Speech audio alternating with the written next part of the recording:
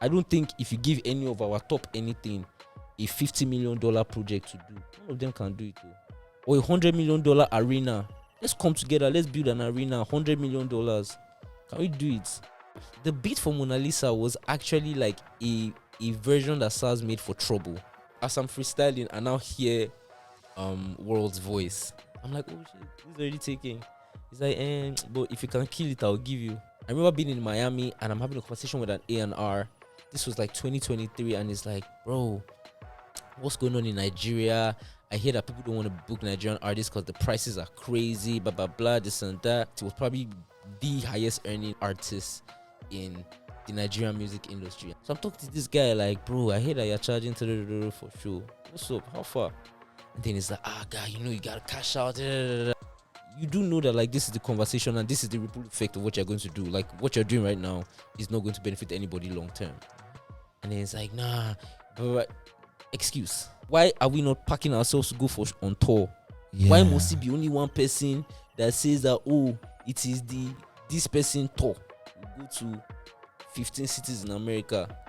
1,000 people came out to see you on average. When we all know that if we pack 5 of ourselves, 5,000 capacity, we tear them, sell them out. It's like the charts. Who is the number one?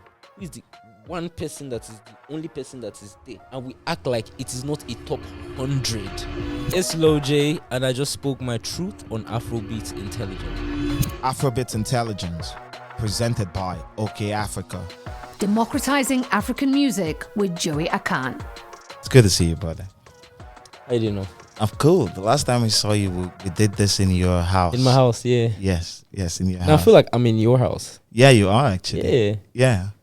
So it feels like your house. I can't even lie. Yeah, we got pictures on the wall. Even just like the pictures, it's just like the artistic vibe, like the style of the house. Oh, thank you. Like, yeah, this feels like very Joey. My plants. Yeah, all of that. My lady did it. Do you know what she calls it? What?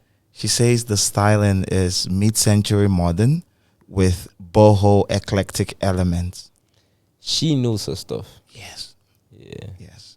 She sounds like a woman of taste. Yeah, she is actually. Yeah. She is. And it's interesting how much you've grown since then. Me? Yeah, you. Yeah, I know, right? Yeah. I've grown my hair, I've cut it. True. Yeah.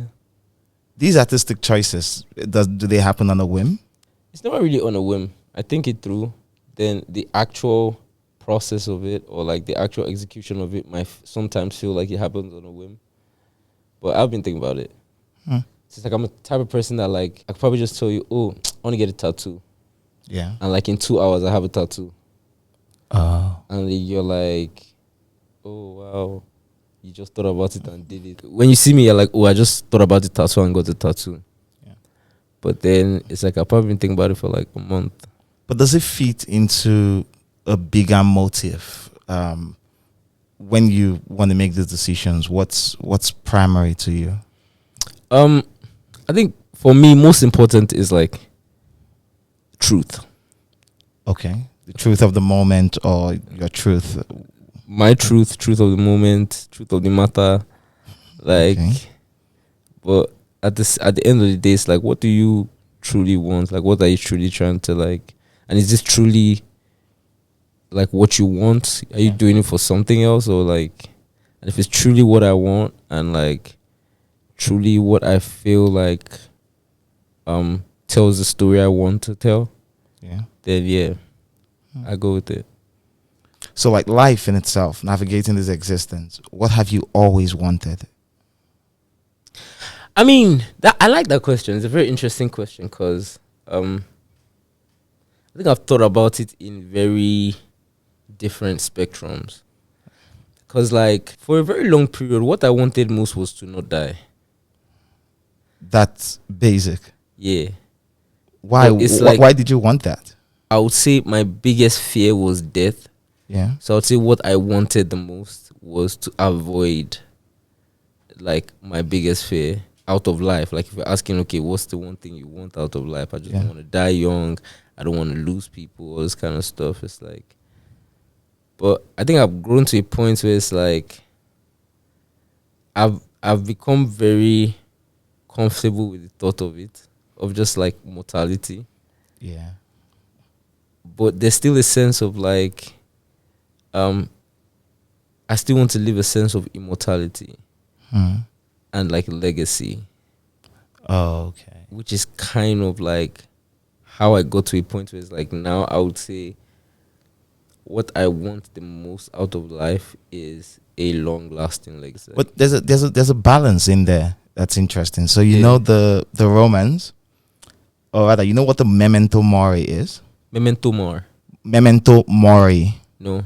Okay, memento mori. Memento is like something that marks something that Memento. represents memento. Yeah. That represents something.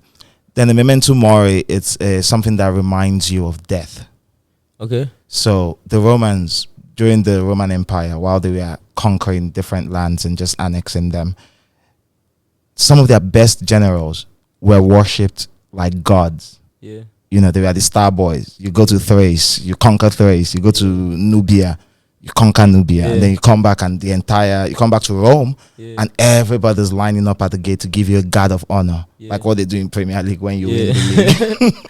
So they did that for them, and just to check their ego and remind them that this is not, that they're not immortal. They always have someone beside them that constantly keeps telling them, you are mortal, you're a man, you will die one day. That's a memento mori. Oh wow. Yeah. So it was like a person, like a title. Yeah, a person. It was a person that always, that reminder of death was called the memento mori. Damn, that's a hating ass nigga, bro. Can you curse on here? Yeah, you can. Yeah, but that's some hating ass shit. Like, how do you just have somebody beside you just say you're going to die? Yeah, don't let it all get to your head. I mean, I get it, but damn, you can have other ways of doing that, bro. Like, I don't have to constantly be you're not a soldier. Yeah, you're not. Every day you're going into war with the probability of dying. Somebody's out there, you're going to die. Yeah, in your moment of glory, just always keep your ego in check. Yeah, you're not God. Nah, that's not that. I mean, I low-key think that's another way they sort of remind them to not try to to overtake the overthrow throne. the king. Yeah. I mean, that's also a thing. I would actually see that being like a very real thing, because especially like in terms of like monarchies, they do crazy things to stay in power, bro. Yeah, they do. And I'm glad the world's moved past that. But Are we completely moved past that? yeah, to a certain degree. To a certain degree, Yes. but not completely. No, not completely. Yeah, we have some we countries. just changed the titles. We changed the game, the nature of the game, Yeah, nature but it's of still the the game. same outcomes Yeah. and the same players. Now you just explained the balance to me, where you are now comfortable with mortality, the fact that it exists. It's the end of this race, but then you want to live beyond your moment, for a lot, like spanning generations of people who might have never interacted with you or experienced you in real time, but you want your work to live resonate. beyond you. Yeah. Why do you care so much about those people? Many of them don't even exist, and why is it important that your work resonates then? If I'm being honest, it's not a them thing. It's a me thing. Okay. It's just me wanting. It's my human nature wanting to leave a sense of. I want to feel a sense of immortality. Yeah. It's nothing more than me being a human being and just wanting more than what life has to offer. Yeah. Because most of the time it's like life ain't really giving us like the best. That's why we kind of want to go to heaven and you know, and experience something more. And it's like, for me, if I'm being honest, like I don't know what happens after like we go. Yeah. Like You just want to leave something. I'm a spiritual person, but at the end of the day, I don't know what happens to us after. None of us can really say for a fact. We can strongly believe a perspective, but nobody can really say for a fact. And it's like all I really have to have that sense of immortality is what I do. Yeah. Like now. And it's like, at least like when I'm going, to be like, well, at least I did this. Yeah. Even though I don't know what's going on after. True. And I think about this all the time. like the things we do now, how I don't necessarily think I'll live forever, but some of the things we do now resonating into years later. Like the person who, like for example, created the technology for microphone. Yeah, we really don't know that guy. That's some crazy thing, though. Yeah, but we really don't know him. You don't know him. Yeah, I don't know him. Yeah. When I mean know him, I mean in person. We didn't. A lot of us didn't read his none works. of us met him. Yeah. Yeah. But his work still resonates. Yeah. And it improves our lives every day. And why was music why was music your tool, your marker for your existence? I was just, how do I explain it? Like, I wouldn't say it was a marker for my existence. It was like you said, a tool for me to mark my existence. Yeah.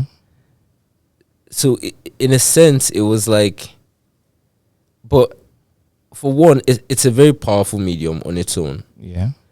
And then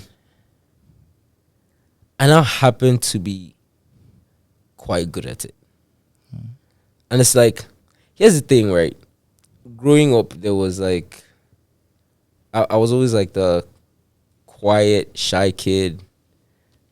I'll sit alone in class. Yeah. I didn't want to have like seatmates or anything. I'm just like in my world. And like, I was kind of invisible to an extent. And to be honest, I was cool with that. Like, I was fine with that.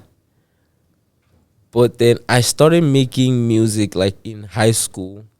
And obviously, like, I'm a kid. Like, I'm young and I'm still trying to find myself. And I'm this like invisible kid.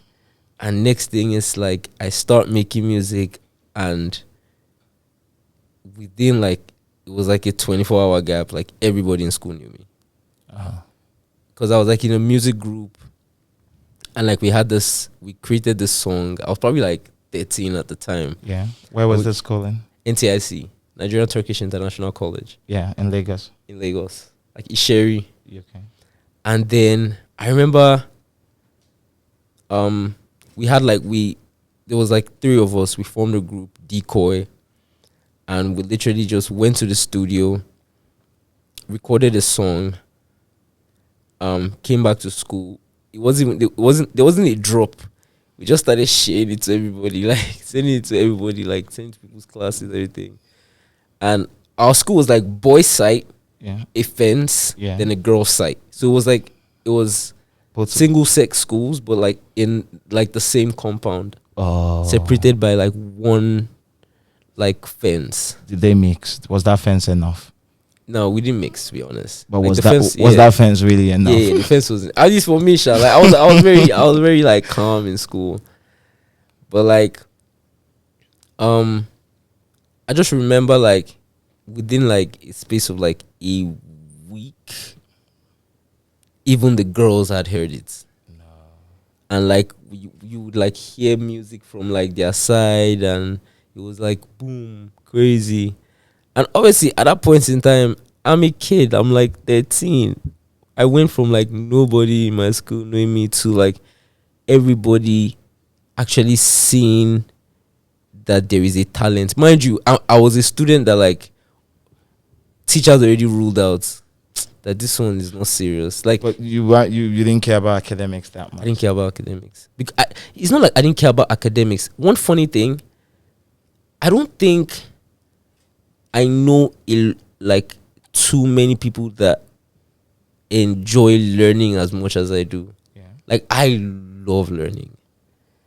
But the academic structure, the academic system, especially like in Nigeria, is just not it. Yeah, it's not designed for people who want to chase their passion. It's not designed for people that want to think. Yeah. It's designed for people that want to memorize. People that know how to memorize succeed in school. Like, I know so many people that like they probably wouldn't read like that all year. They're not really on it. But like that 1 week of school or the exam that we're doing, or maybe like the night before self, they'll read, they'll memorize, they'll go there, they'll write the exam, they'll carry like 82. Like, and for me, it just wasn't it. Like, So I never cared about it. But one funny thing What is, fascinated you then? more than anything, art.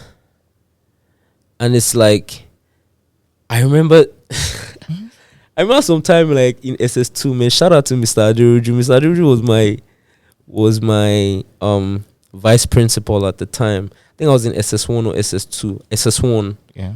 and our teacher wasn't in school, so we had like a free period. So we're making noise, and our class was very close to his office. So he just walked into the office. So he just walked into the class. Like, why are you all making noise? Everybody open your notes. He wants to just check the notes. Because we told him our teacher is not around, blah, blah, blah. I said everybody should open our notes.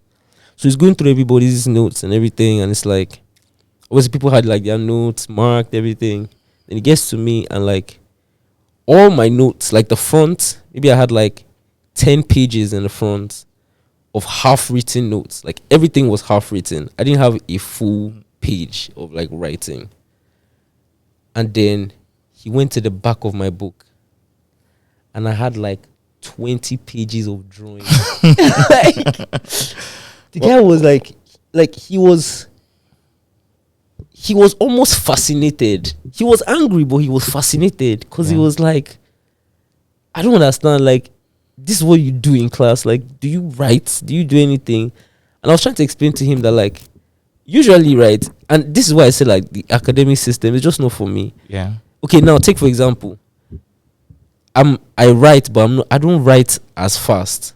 Teacher is writing fast. You finish this part, you clean the board. You continue here. I'm finished. The moment you clean the board, I'm out. I go back and I start drawing. Like, because now you've lost me. Yeah. And the Nigerian in the school system, it's like they're not trying to capture your attention. Yeah. It's like follow the teacher. If you don't get it, you don't That's get it. That means you don't have sense. Yeah. And the judgment is very absolute. It's absolute, and it's like most of the time it's so wrong. Like, because like in my situation, like for example, I had gone like my entire school period being, I don't want to say criticized. It was just like, oh, Lincoln is smart, but he plays too much. Lincoln is smart, but he's not paying attention or something. And then it's like you're just not seeing that you're just not capturing his attention. After like all that criticism, it's now like you do something and the whole school more or less is fascinated by you. That for me was like, okay, what is this? Like this thing that you can do, what is it really? Can you even do it? Like, Was it effortless? it wasn't effortless. The first time I tried to write the song, I was 10 years old. I wrote 2 or 3 lines and I jumbled up the paper and I threw it away and I said music is not for me. For real? I swear. I was like, nah, music is not for me, man. It's definitely like I can't. And then 3 years later, 2-3 years later, I'm like in first time I was in JSS1. Yeah. This time maybe like 2 years later, I was 12, JSS3. And my boy Richie A at that time, like Richard, just came into a class. This was like during like one of the prep periods or break period. People were shouting in class. Yeah, he was just like, I heard you can rap. Is it true? I'm like, who told you? He's like, just answer, Joe. Can you rap or you cannot rap? And at that point in time, in my mind, I'm like, I can't rap. Yeah. But I was so curious to know who told him. And I was then like, yeah, I can rap. But who told you? And then he was like, forget about who told me. Come to this class. Let's write. Like, let's rap. And then next thing, he starts like beating on the drum, like beating on the table and he's rapping. I'm like, Jesus, this guy can't rap. Like see, he was just spitting words. And Richard had like, he had a tone, like he had this huskiness to his voice that was like, and this was him in like JSS3. Yeah. Like he was like 12, max 13, but he was just like, he was cutting words. And I think that kind of like inspired me. That just put something in me. Yeah. And he was like, just write a verse or something and we can, like, we'll sort it out later or something. We'll see whether. So he went to play football for like 2 hours.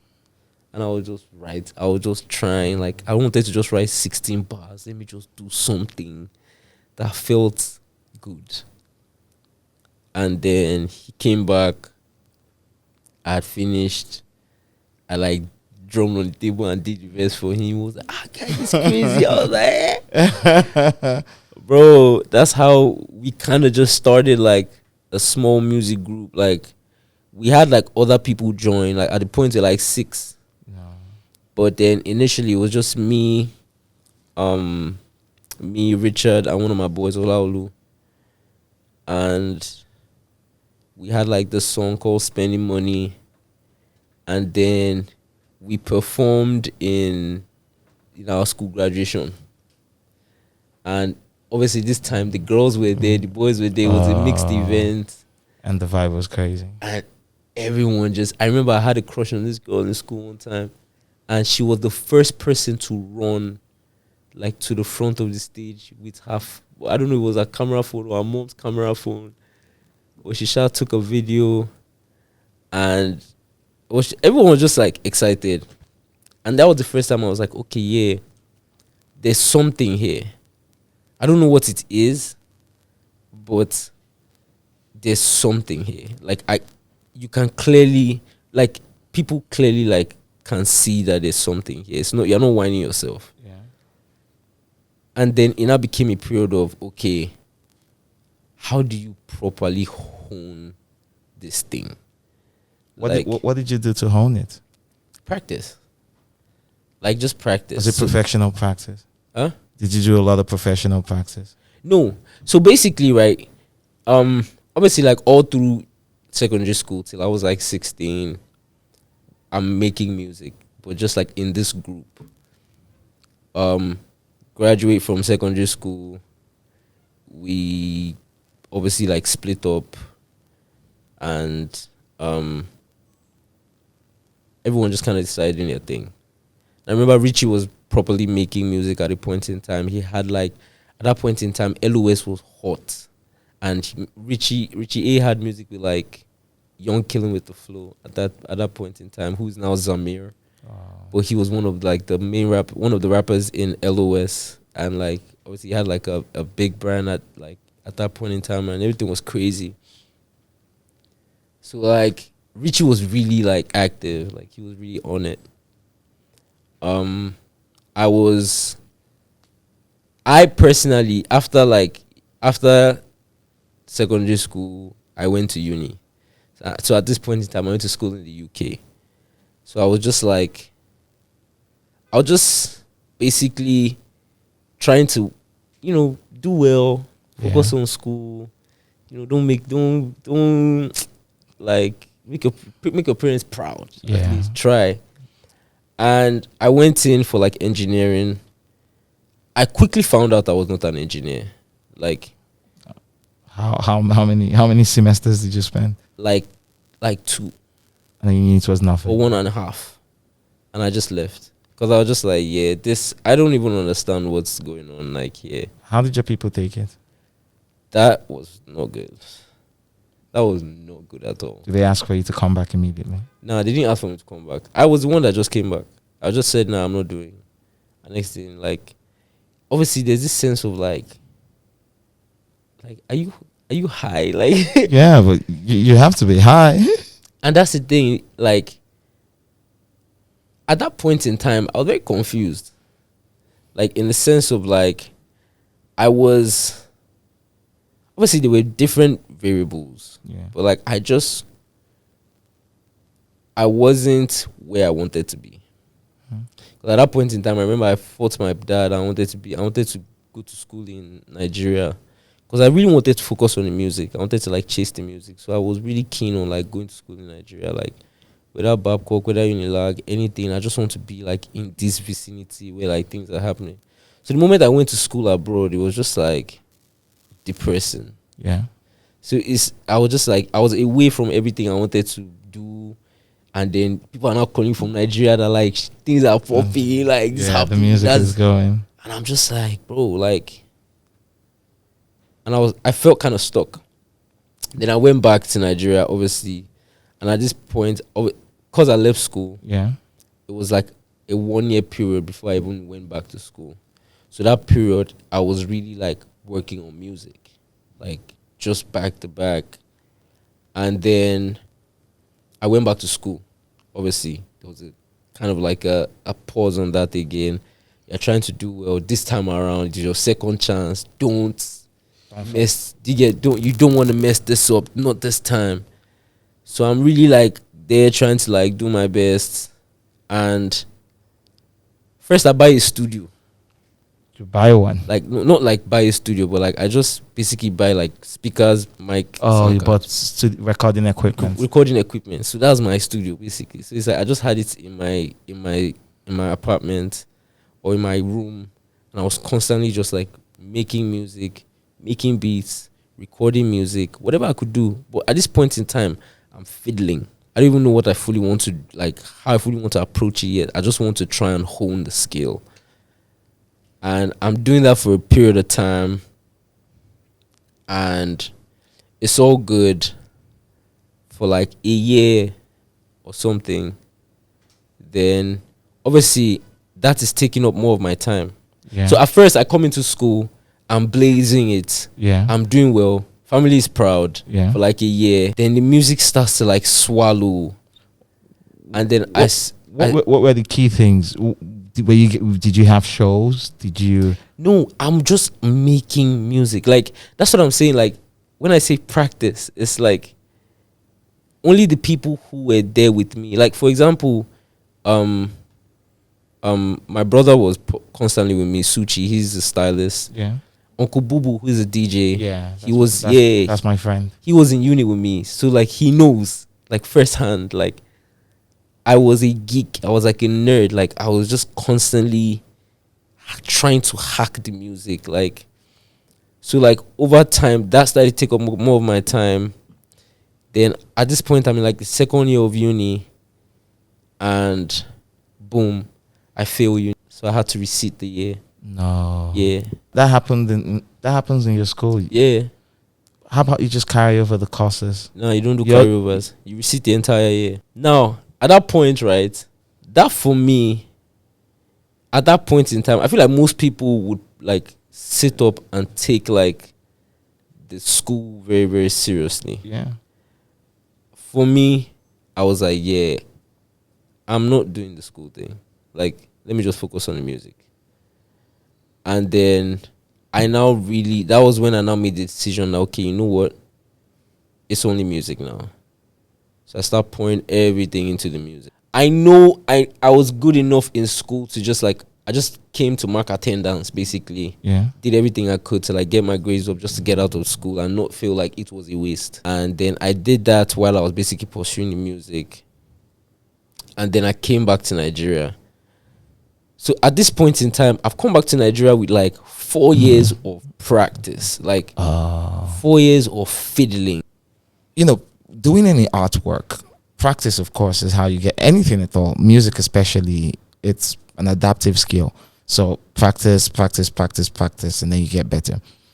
But while practicing and trying to make music, how do you measure the scale of your growth? What would happen for you to say, okay, I have moved past level A? Because at this point, there was nothing commercial about it. It wasn't being offered to the general public. So it was just you and your craft. How do you know when you have moved from one point to the other? When it comes to like something like marketing, for example, Yeah. you have like KPIs. You can see what, like, you can kind of like see the growth. You can account for it. Like you can tell yourself, okay, this is, It's a numbers game. yes, it's a numbers game. When it comes to like art, you can't necessarily like see the growth. It's not like a numbers thing. It's like you listen and you feel and you compare to like what you've done before, and you can just tell like the difference. Like I remember when I first started taking like writing classes, right? So like I would go online to like have like because there's a lot of online music schools that actually like offer like free courses for writing, and I started like learning things. I started understanding like key things that could just like take my writing up like a notch. And at that point in time, the music I started making after that, you could just hear that there was a sense of like emotion that had entered into it, from Lamba Yeah. to like emotion, and there was a sense of truth that entered into it. Like all those little things, like just even knowing how to rhyme, how to place words together, like how to get like how to piece things together, basically. Yeah, because it's good you mentioned writing, because I the way I listen to music, I listen to it like a nerd. I have to get everything from it. So I play the music and I read the lyrics. And there's just a lot of, when you read brilliant writing, apart from everything coming together, there's a poetic nature to it. Yeah. And with your writing, there's a lot of it. You write like a poet. You think so? Yeah, I think so. I could give you an example for a record like, let's say, Panty. Yeah. Yeah, you could go Baby Commando, fire the missile. Intensing. Yeah, fast. Unbelievable. Don't tell me your bunda is looking for bulala. Girl, don't leave me wrong. Girl. So it's like you do woo, what, why, it flows, and then you just go in panty, panty, panty. And then you could also go to Unleash. Yeah. Yeah, with Unleash, it's you told told two stories there. Yeah. I swear. Yeah, so But like so your writing is a huge part of what you offer. Yeah. You write really well. You don't think you write well? I don't write. You don't write at all. Yeah. I don't. When I try to write, I will overtalk. I will overyarn. I always end up not liking it. Sometimes though, like I would bring out my notes to fill in the blanks. Okay. Right. It just makes it easier to like fill in the blanks. But like to say I want to sit down and write, woke up in a foreign lifestyle of the foreign. Yeah. Oh, I mean, I can't do that. It does. It wouldn't come out like that.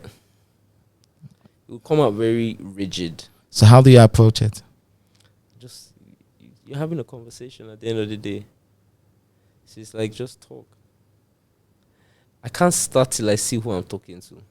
Oh, so it's visual for you. Yeah, if you see my recording process, most of the time I'm closing my eyes because I need to be there. I need to go and see. I need to see you and start talking to you about it. And when you listen to like my music, you could just read it out and you can see that I'm having a conversation with someone. Yeah. So for a record like Billion, Yeah. who were you talking to?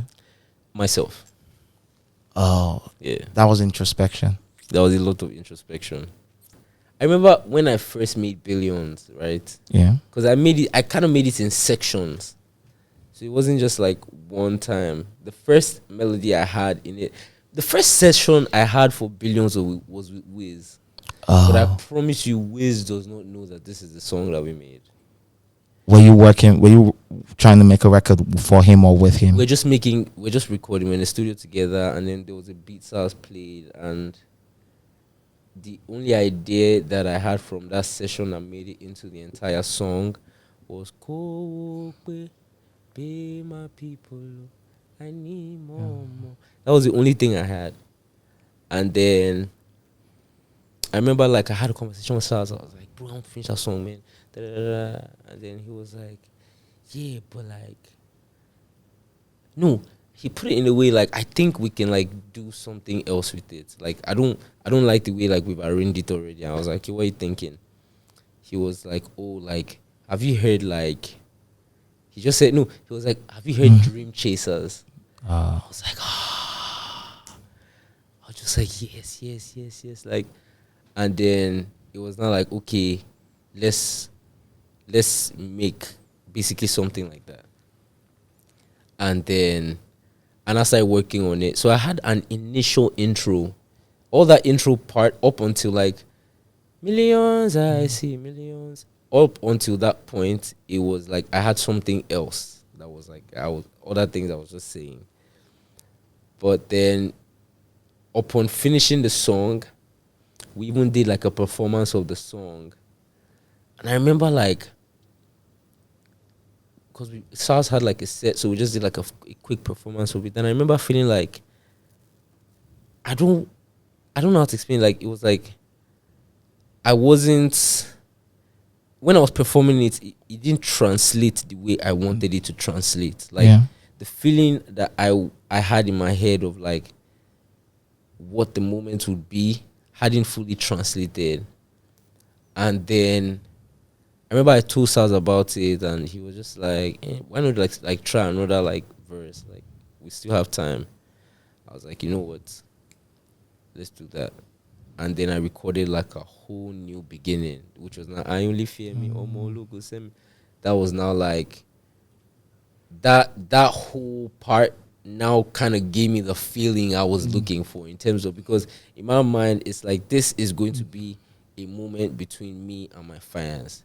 So it's like that beginning part, I want to have something that like all of us can say and like feel it and know that yes, I know I'm here, I know what you're talking about. Like, and that was kind of like the feeling, to be honest. And even now, because I performed it, like every time I perform it, it's just like I still get that same feeling. feeling. Cool. That's the most important thing, Sha, for an artist, I think. Did you ever ask Wizkid? Have you ever told Wizkid that, I made this in with you? Nah, funny enough, we've never actually spoken about it. Well, like, I saw him in like December. Yeah. I never even go to that. We never spoke about that or anything. So you don't write at all, and those writing classes. What was the point then? So that's the thing. It's like, when you practice something so much that it becomes almost instinctive. Okay. That's just where I am now. I'm just going to a point where like the music is like instinctive. So before I record, most of the time, I don't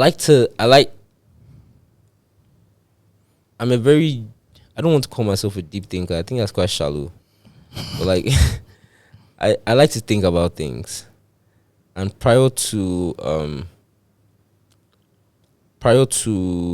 me jumping in a session, I've most likely fleshed out a couple of topics in my head. Like, where it's like I've thought about it, like I've had like my own perspective about it. Like, sometimes even not therapy, but like even talk to other people just to like understand, like get perspectives of different stuff. And then I now go on the mic and almost like operate from that source. I'm not going to just spell things out in my mind. It's like I'm speaking from the source of somebody who has moved on from from their first love, and this is the song I'm making out of it. Like, this is my conclusion of the topic. At the end of the day, like, it's been like 8 years, but look, I'm still looking for somebody like you. And next thing you know, you have that song. And that process takes however long. What was the longest you had to spend? I made Somebody Like You first verse in like 2022. I made the second verse in like 2020. I made the first verse in like 2023. Yeah. I made the second verse in 24.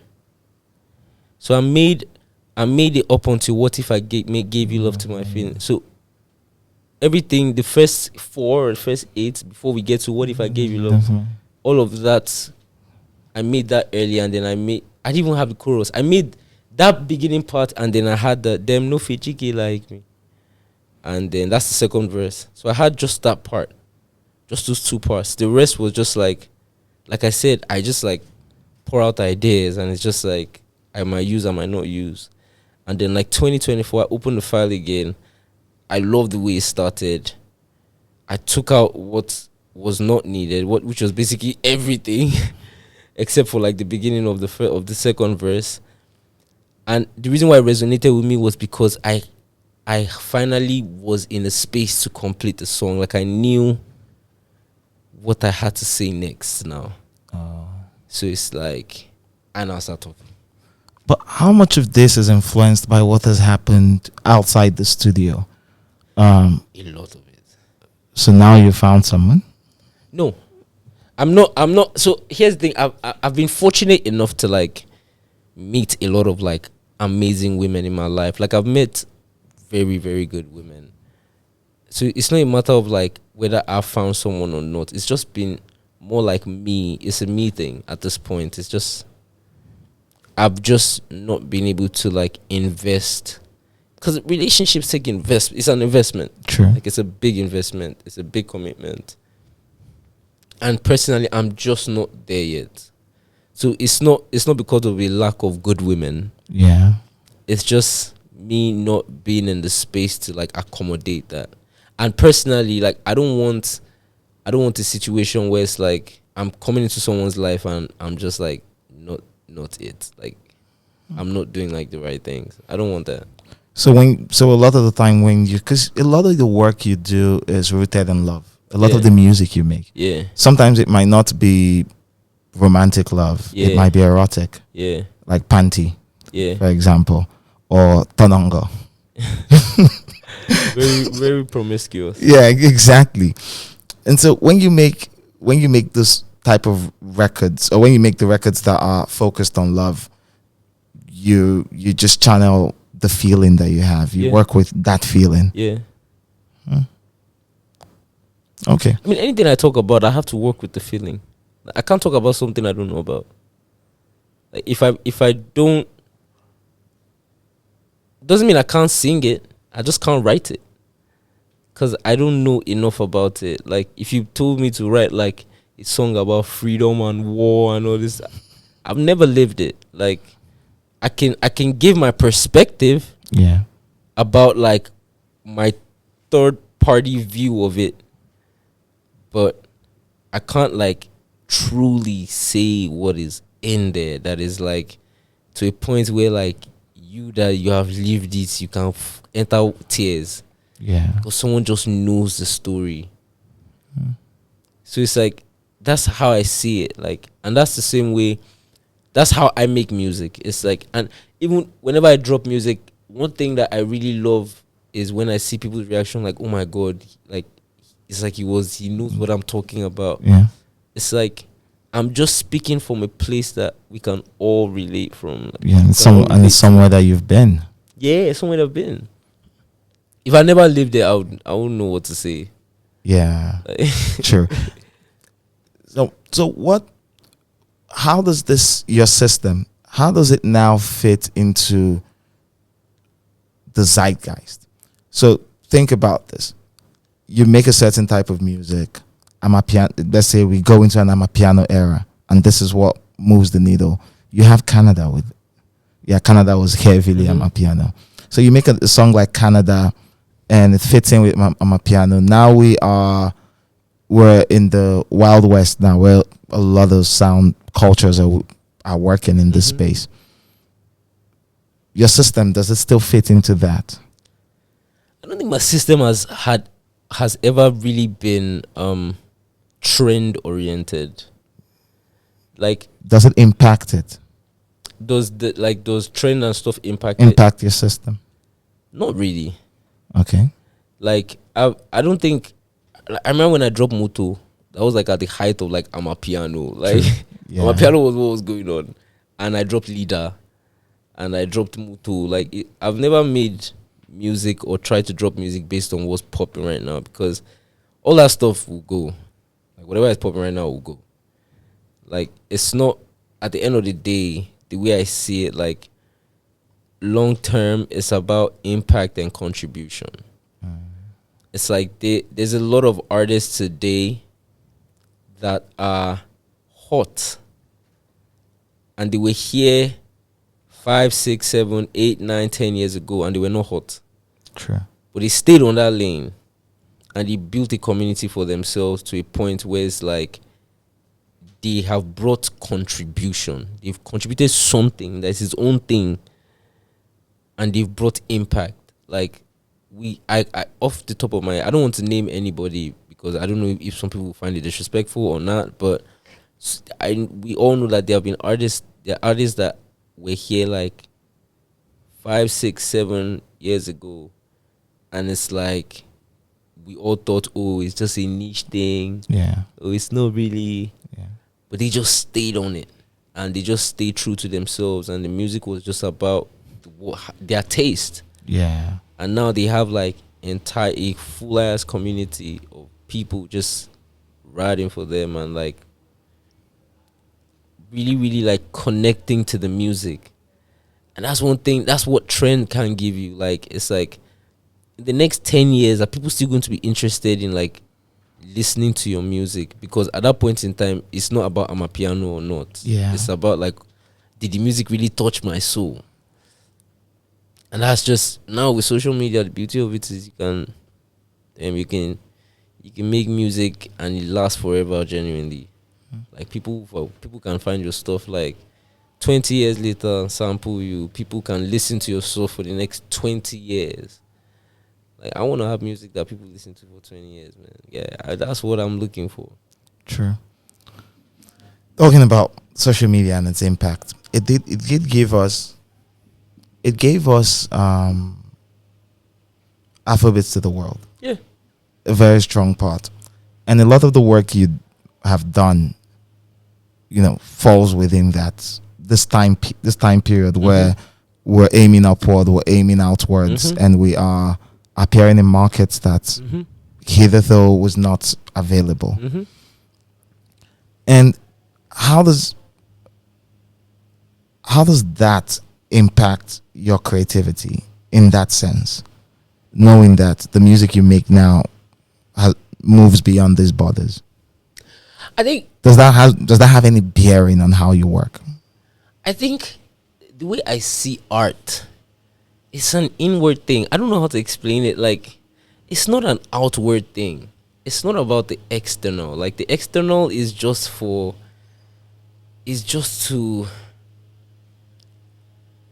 it's really just to like, it's to help build a framework for whatever it is you're trying to like put out. Because at the end of the day, your external is always going to like influence you. It's internal. Creativity, as you approach it, is internal. And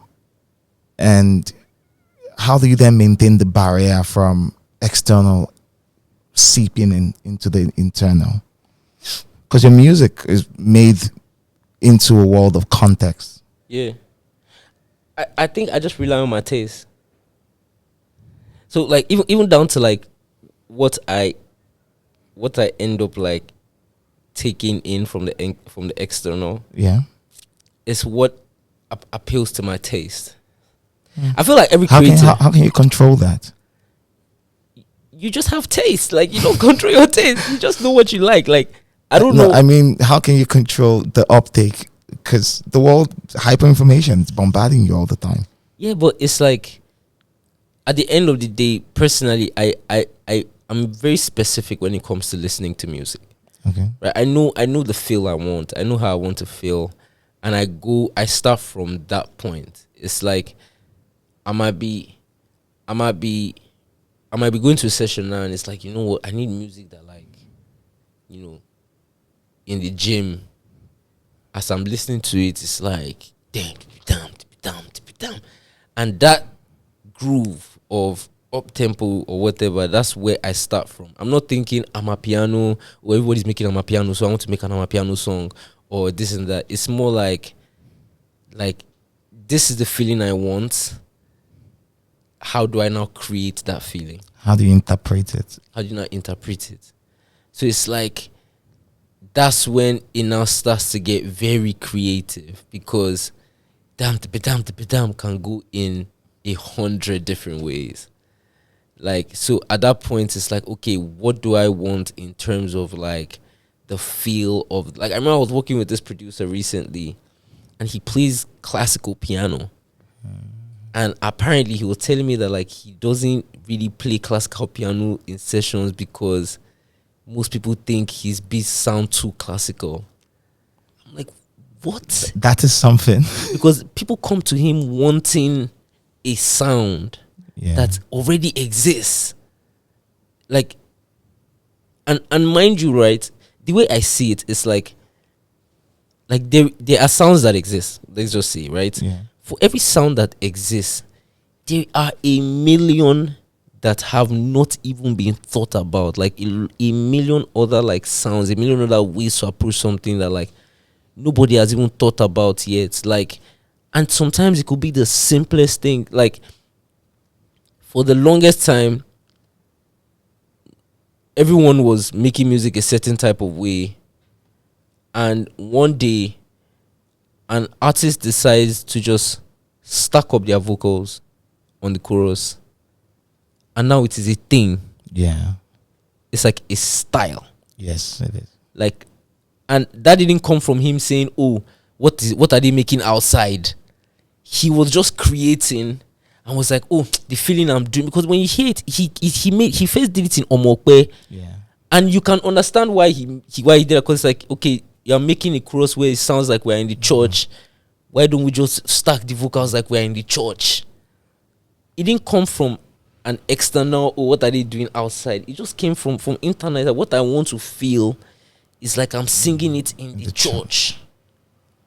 And next thing you know, he creates that and it's a sound, and now everybody feels like that's the only way we can do it now. Yeah. And it's like, nah, like, make a song. For example, like the time when I remember listening to Soundgasm, and Rema starts to whisper in the third verse. I was like, this guy understands it. Like, he gets it. Like, he just gets it. Like, it's like, that's the feeling of the song. It does feel like somebody should be whispering in my ear right now. Yeah. And it's like, you just understand that, like, there are ways you just need to make music based on, like, or rather, when it comes to making music, it's not like, forget what's happening outside. It's like, what are you trying to capture? Like, what exactly is the feeling that you're trying to, like, put in a bottle? And, like, how best can I now describe it? Yeah. I can make a song tomorrow about, like radio, and the entire chorus can be in a radio effect, and the beginning is like a shh, and it's like, that's static. I'm already hearing something that sounds different from everything that is on TV or like is out there. Yeah. Or because I start with an intention. Like, this is what I want to feel. Oh. Like, this is my intention for the song. Like, and then it can just form itself in any which way possible. Like, that's how, for me, that's how I approach it. So I never really care what's going on outside. And you know the funny thing? Yeah. Whenever I hate the song. Even if it defies your hate, in quote, and becomes a bit more successful. Even, like, most of the time, it's like, the moment I do it, like, based on, like, external forces, I hate the song. It's happened to me twice. Did the songs become big? One did okay, but I was just like, no. And, like, since then, I'm like, never again. I'm never doing like that again. Because at the end of the day, I'm the one that has to perform the song, bro. Like, sure. If I walk out tomorrow and there's 1,000 people, 2,000, 5,000, 10,000, no matter how many people that are there, I'm the one that has to sing the song and ginger them to enjoy the song. How can I do that if I don't even like the song? What was the feeling you started with on Monalisa? Honestly, I just wanted to have fun. So, like, it's like, you wanted a party. I wanted something fun. Like, so I remember we had made, if you listen to the entire album, it's like more slow, more like, you know, like artistic, dramatic, all those kind of vibes. And then for Monalisa, I remember hearing it, and Sarz and I, like, he was just playing beats, right? So the beat for Monalisa was actually like a version that Sarz made for Trouble. So he made an Amapiano version for Trouble in like 2019 or 2018 or stuff. Man had been touching Amapiano since before we even knew what it was. And then he played the beat, and I'm just like, oh, baby, follow my command, like something. And next thing, obviously as I'm freestyling, I now hear World's voice. I'm like, oh shit, this is already taking. He's like, but if you can kill it, I'll give you. Like, I can give you. And for me, it was just like, okay. And then I just started making a song. Like, I kind of took it as a challenge. But that was just my competitive side. Yeah. But I remember like just making a song, and my intention for the song was to have fun with it. And that, in my opinion, is kind of what saved the song. It was just my intention for the song. Because every other song was like, I'm trying to like write in a specific way and be more tapped and be, show my skills. But with Monalisa, I just wanted to like have fun, and it's like I was just whining a bit. And in my mind, there is somebody that I was talking to, and I'm just like whining her.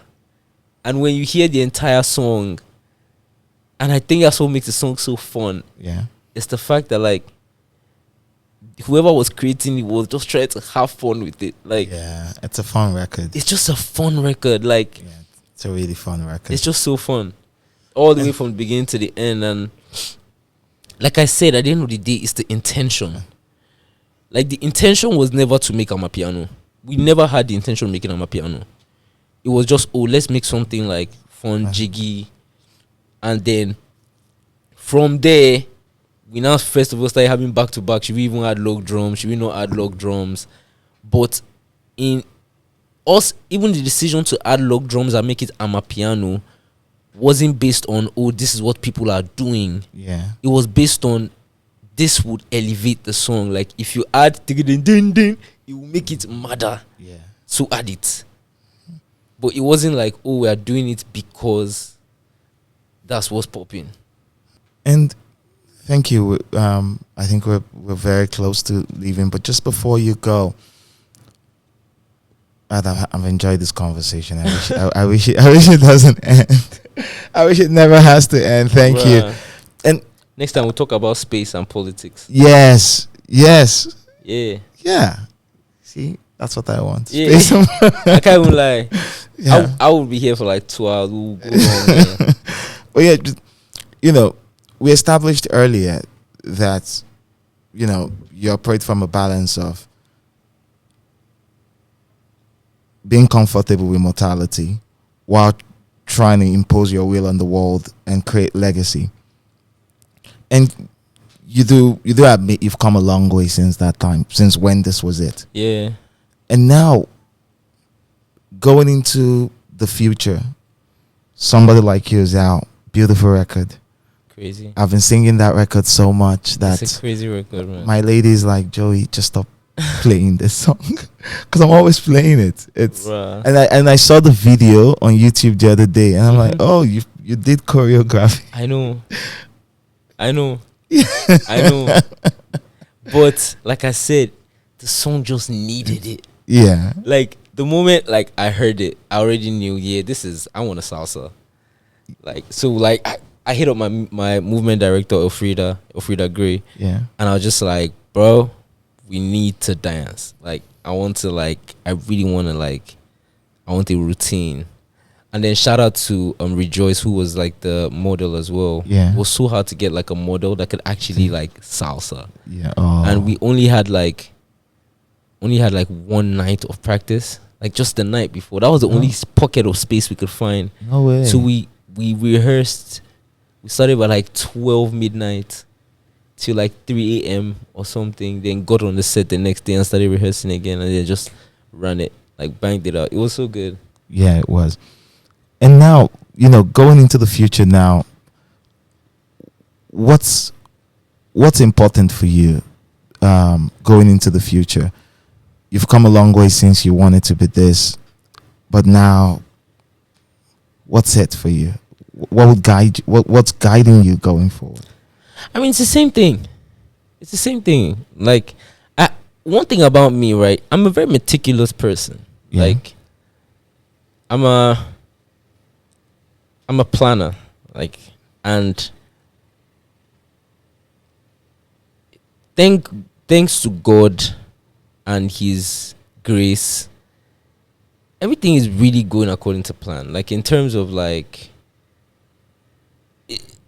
it hasn't been exactly like the exact timing that I would have put together for it. Yeah. But it's going according to plan. And one thing one thing I'm sure of is the reason why I started. Yeah. And that's still what drives me. It's still that thought of like legacy, in terms of like I could have decided to, like, because when I first started I was rapping. Like I wasn't singing. Yeah. I could have decided to just keep rapping, try and make it in America and blah blah blah, or in the UK. Yeah. But for me, I saw a gap that I could fill. Yeah. Like it was a value thing. Like for me, it was a matter of like, where can I add like the most value? Like everything will come after. Once I know that, okay, I'm good at this is the value I can bring. So now where can I put it? Yeah. That like it's going to like maximize. Oh. And that was a big reason why I chose Afrobeats, to come into the space and bring value. And that's still what drives me in terms of like my music, my quality of music, the artist I want to like mentor following my own space, the way I want my videos to be, the way I want the entire industry to be after I finish leaving my own imprint. Yeah. Like just stuff like that. It's like we have a long way to go. Yeah. We have a very long way to go. Like yes, it's Afrobeats to the world, but the world is big. Yeah, it is. And it's like you have a lot of places to cover. We have a lot of things to do. We have a lot of processes to master and just know how to like execute. So it's like there are so many places that and when I say we, it's not just me, it's like my entire generation of artists. Yeah. There's so many things we still have to do, like for the people that are coming after us, and there's a lot of people coming after after us, like, and we have to make sure that like the way the people before us made sure that the ground was wet.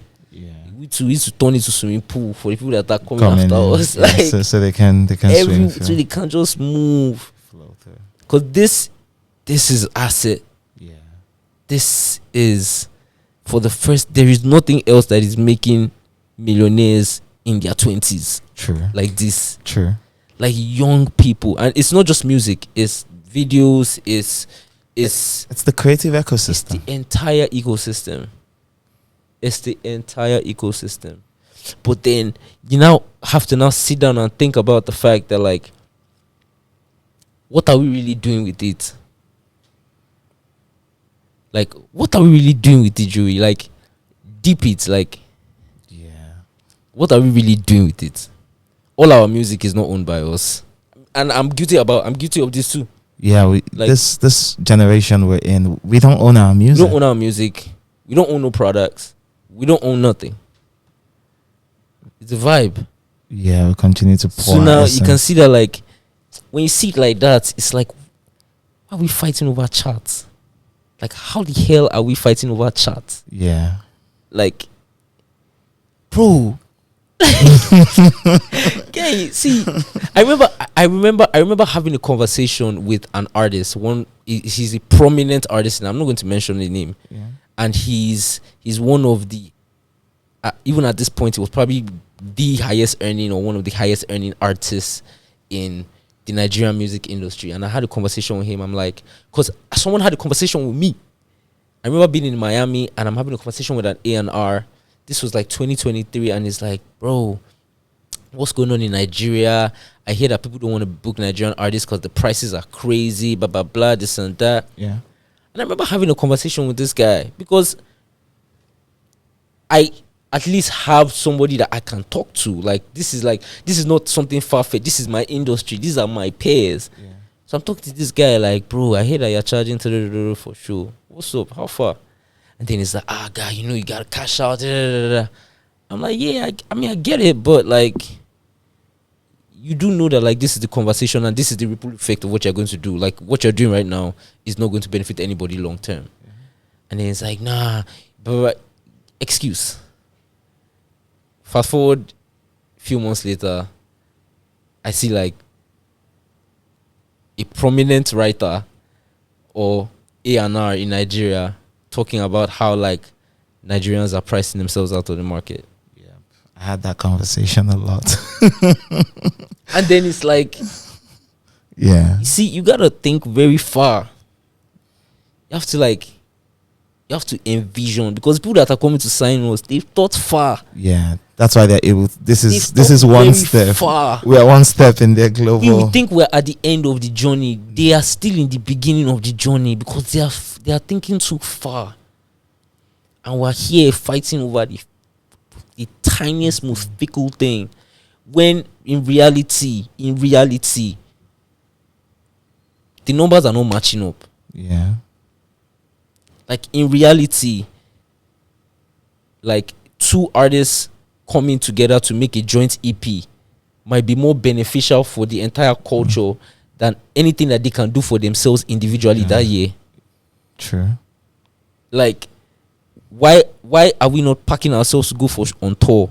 Yeah. Why must it be only one person that says that, oh, it is the this person tour, and it's only you who go to 15 cities in America? 1,000 people came out to see you on average in each city, and you couldn't show them any other person. Like, That when doesn't- we all know that if we pack 5 of ourselves, 5,000 capacity, we will tear them, sell them out. and that Less and cost that- on each of us. Yeah, More fans for each of us. The hope is growing in like exponentially at that point in time. true. I remember when apparently the guy that did Despacito, Yeah, at the height of Despacito, he was still coming to Nigeria. He was still coming to America to take like, he would still take like five figure show deals in Miami because the market was growing. yeah. But at that rate, they were booking him everywhere. And he wasn't coming alone. He would come with the guy that performed, that did the song with him. He would come with other boys. Now, we're talking about Bad Bunny and his numbers and how Yeah. crazy they are. Yeah. It's this and that. It's like, True. we need to think far. We need to think about the fact that our entire industry, the highest people in our entire industry, say, pack all of us, the artists, the biggest of us cannot still provide. I don't think if you give any of our top anything a $50 million project to do, none of them can do it though. I don't know. Or $100 million arena. Let's come together. Let's build an arena. $100 million. Can we do it? What are you shouting for? What are you making noise in our ear for, bro? Like, Yeah, it's you have work to do. And people are here. Like, what's the noise for? Well, then, I mean, I don't know, man. I I get feel like a you. lot of us are really like focused on the wrong things. And I don't know. Yeah. Okay. That's Let's come back. Yeah, no, not coming back. I'm just saying, well, in the end, at the end of the, just making the case for this, I've had these conversations about artistry, about ownership and all. And what gets thrown back in my face is usually, we are a poor country. We're a poor country. We're a poor country. You don't think our knack for survival plays a role in this? Nah. That's an excuse. Okay. That's, in my opinion, that's an excuse. Like, If in terms of even like GDP, in terms of everything, in terms of like labor, manpower, all this kind, we're richer than a lot of all these Latin countries. True. So what are we talking about here? Yeah. Like, what are we really talking about? It irritates me. Oh my gosh. Like, look, the reality about it is that what is going on in the Nigerian music industry is the same problem that has affected Nigeria as a whole. Yeah. There is a mentality problem in Nigeria. There is a serious mentality problem in Nigeria. Our problem is not the government, our problem is not the people or whatever. It's just a mentality problem. We have the wrong mentality. Nigerians are very individualistic. We're very me, myself, my family. If you talk about society, we don't even operate on that. We don't on operate that wavelength. wavelength of like us Yeah. group. Yeah. No, this one man wants to be the star and shine and shine and shine and shine for the next 20 years. He says no, he doesn't want to shine again. And cool, that's okay. But like, what does that do for the rest of us? Yeah. Like, what does that do for the culture? Like, I remember, I clearly remember like the first Wizkid show in London. Like, shout out to like Wiz and everybody that put that together, man. Because at first it was meant to be a Wiz show. Yeah.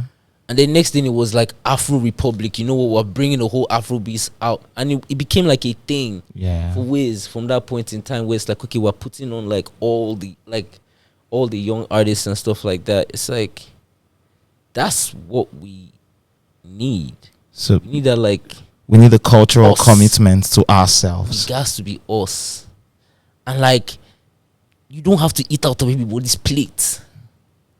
Like, sometimes just push this guy, let him just eat. But a lot of people would say it's a zero-sum game, where you winning means another person winning means it affects your plate. That's not true. That's not true. That's just not true. If Drake, Travis, Post Malone, Britney, Taylor Swift, Beyonce, Adele, if all of them drop on the same day, are you going to say that you're not going to listen to one because of one? Of course not. You're listening to all. People listening to you is about your brand, your quality of music, your fan base. It doesn't have anything to do with what another man dropped. Like, it does not have anything to do with what another man dropped. And that's the reason why our mentality shows in the things we care about. Like the charts. Who is the number one? Who is the one person that is the only person that is there? And we act like it is not a top 100. We act like there's not like 99 other people there. And everybody wants to be like fight for that number one. And it's like, you have a marketing budget of like $50K. You spend your $50K just to be number one for 2 weeks. It's like you have grown no fans. You have no fan base. Nobody really cares, but you're sure number one. And everybody will clap for you. Who you talk about for the next 1 week. Yeah, so they talk about you for the next 1 week, and that's it. And that's it. And it's like, yeah, you had your feel, you had your fun, but like, that's not the point. Yeah, it's not lasting. That's not the point. And like, sometimes I look at it and I'm just like, wow, like, we can be so much more. Like, we can be so much more. Everybody that is at a certain level right now can be so much bigger. Yeah. If only we just like came together, just said like, let's just collaborate on a cultural level. Let's live beyond ourselves. And let's just start connect. Like, some of the best music I've made in my life, I've made with, like, for example, with Fireboy, where it's like we're making music and he takes me to a place that I would have never thought about, or I take him to a place that he would have never even considered. And next thing, like, individually, we're making music that is better than what either of us would have created on our own. Yeah. True. Oh, Kanye gets 30 people into a room. Even if all you say is ABC, your name is on that writing credit list. He's not ashamed to say that it's a we thing, it's an us thing. What's wrong in that? Like, what's wrong in having, like, people elevate you what you are? You can't be more than what you are. Sure. Like, and you need your people. You always need people. You always need, like, it has to be a movement. Like, at some point, it has stopped being a movement. And that's where we need to get to. And that's where we need to get back to. Because at a point, it was a movement.